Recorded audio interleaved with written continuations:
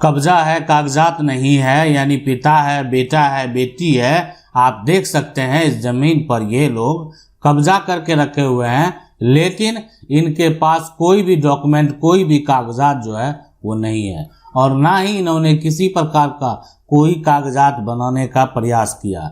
ऐसी सिचुएशन में, ऐसे कंडीशन में आखिर क्या होगा? अब देखें, पहले पिता के समय से कब्जा है, अब जो है वर्तमान में अगर देखा जाए तो बेटा भी उसका उपयोग कर रहा है, बेटी भी उसकी उपयोग जो है वो एक तरह से बगल में रह रही है घर बनाकर।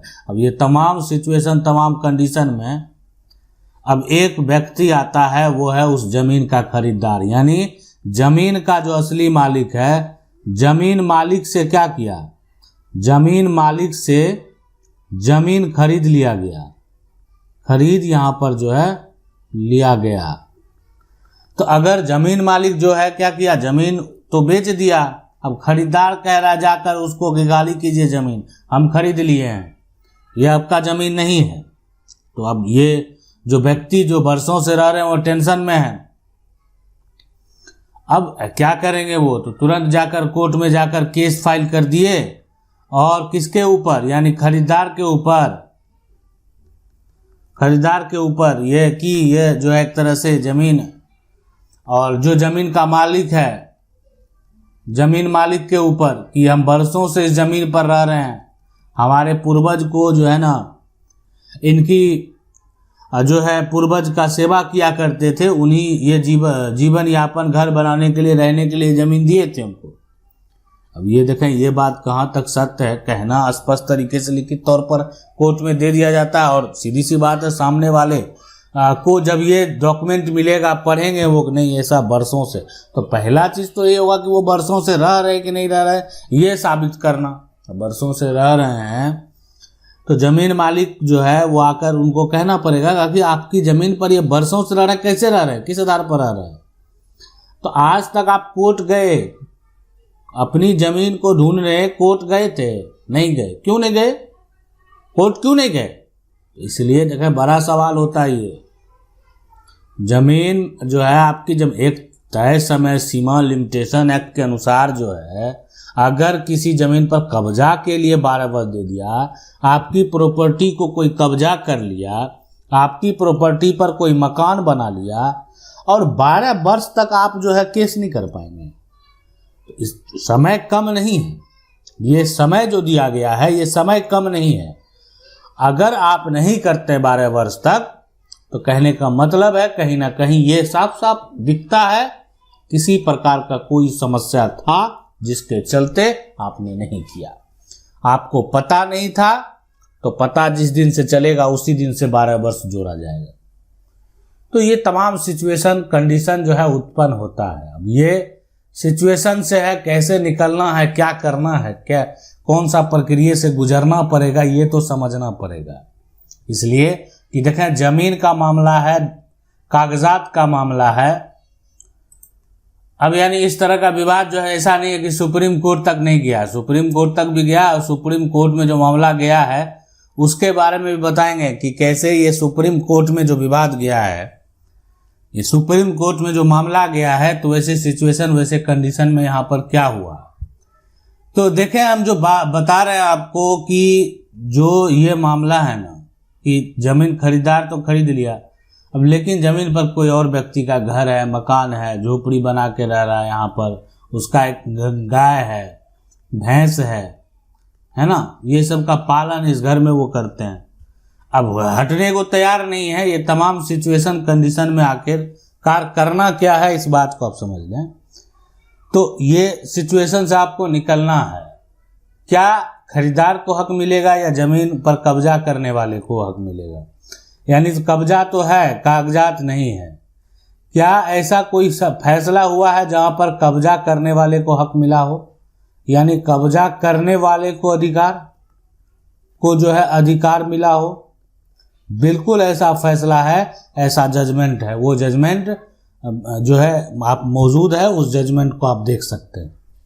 लेकिन आज का जो फैसला है उसमें कब्जा करने वाले को हक नहीं मिल पाया। बहुत पॉपुलर फैसला है। अब इस फैसले का सबसे पहला ये जो एक तरह से फैसला दिया गया वो किसके, यानी सुप्रीम कोर्ट के द्वारा, है ना, सुप्रीम कोर्ट। सुनवाई कहाँ हुई, तो सुप्रीम कोर्ट में, ठीक है। उसके बाद जो है यहाँ पर जो मामला है, यानी केस नंबर की बात करेंगे। केस नंबर, यानी केस नंबर में आप कह सकते हैं civil appeal number, civil appeal संख्या, ठीक है। यानी सिविल मामला है और वो है 4527 ऑफ 2009।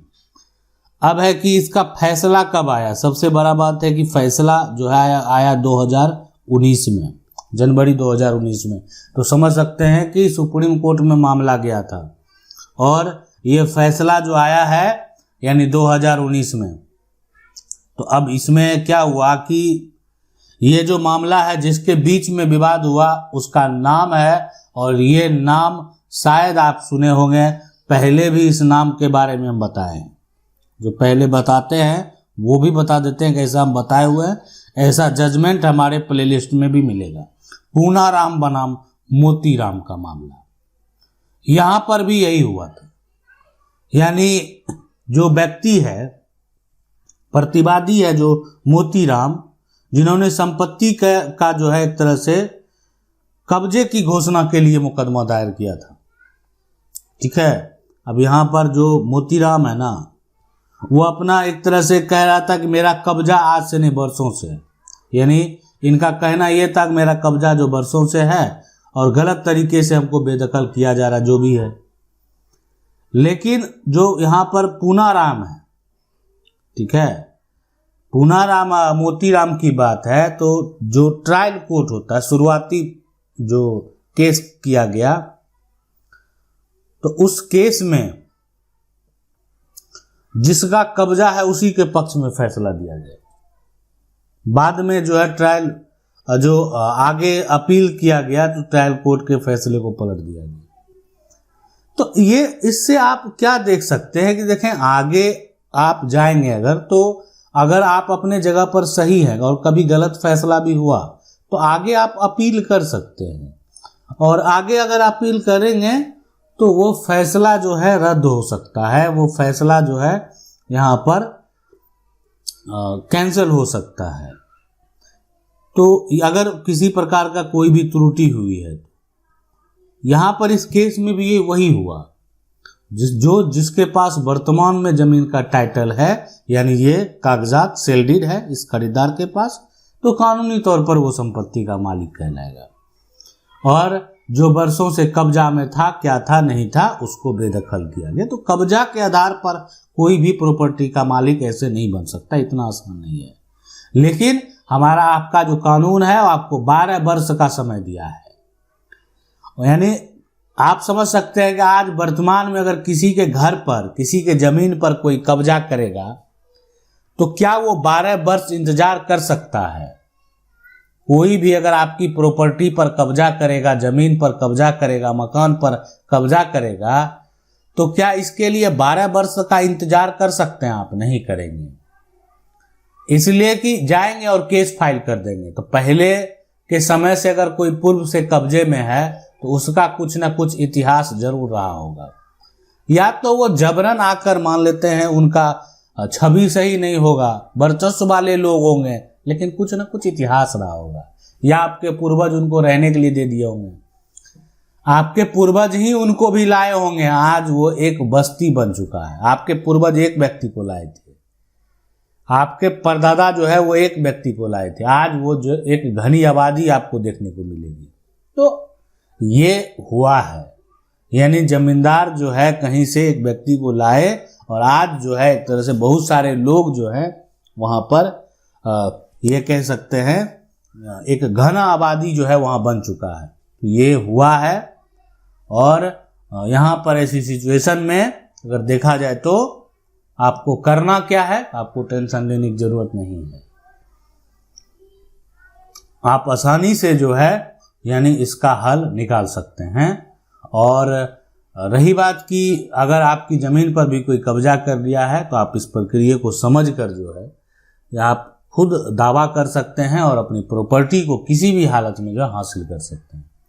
आशा करते हैं वीडियो अच्छा लगा होगा। वीडियो को लाइक जरूर कर दें। चैनल को पहली बार देख रहे हैं सब्सक्राइब करके जो बेल आइकन है उसको जरूर दबा लें। मिलते हैं अगली वीडियो में, तब तक के लिए जय हिंद।